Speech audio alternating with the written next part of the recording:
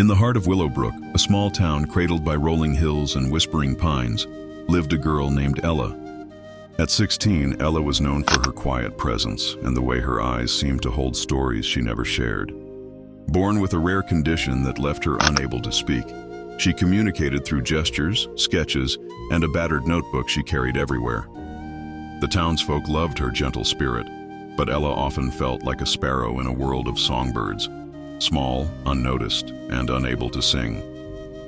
Her best friend Milo, a lanky boy with a knack for fixing things, saw her longing. "You've got a voice, Ella," he'd say, tapping her notebook. "It's just different." Milo was her anchor, always tinkering with gadgets in his shed, dreaming of building something extraordinary. He'd lost his parents young and lived with his gruff uncle, who ran the town's only mechanic shop. Like Ella, Milo knew what it was to feel on the outside, but he never let it dim his spark. One spring, Willowbrook's annual Festival of Voices announced a new rule. Entries could include any form of musical expression, not just singing. The news buzzed through the town, but most dismissed it. Singing was tradition. Ella, though, felt a flicker of hope.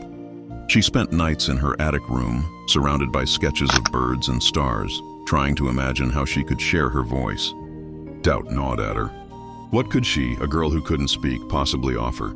Milo, however, saw possibility. One evening, he dragged Ella to his shed, where he revealed his latest project, a strange, cobbled-together instrument made of wood, wires, and salvaged piano keys. He called it the Melody Weaver.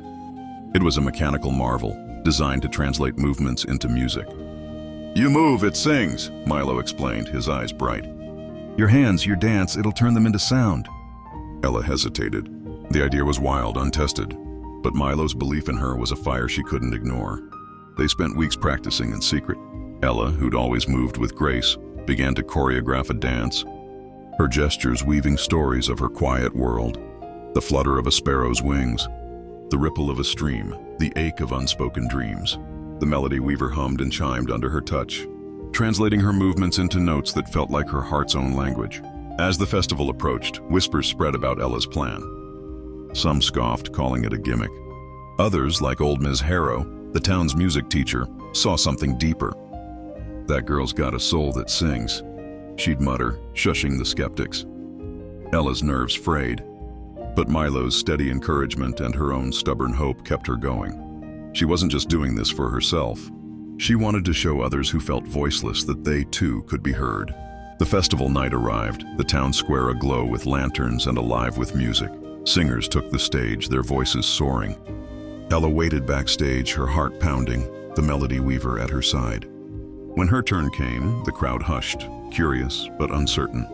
She stepped into the light, alone but for Milo's contraption, her notebook tucked into her pocket like a talisman. She began to move.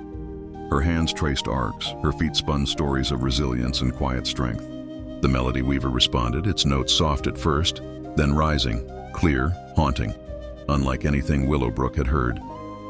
It was as if Ella's silence had been given wings. The crowd leaned in, spellbound, as her dance wove a tale of a sparrow finding its song, of a girl claiming her place. Tears streaked faces. Ms. Harrow nodded fiercely from the front row. When the final note faded, the square erupted in applause. Ella, breathless, met Milo's grin from the wings. The judges, usually stern, were visibly moved. They awarded her the Crystal Note, not just for her performance, but for redefining what a voice could be. The town cheered, not just for her triumph, but for the truth she'd unveiled. Everyone's story mattered, spoken or not.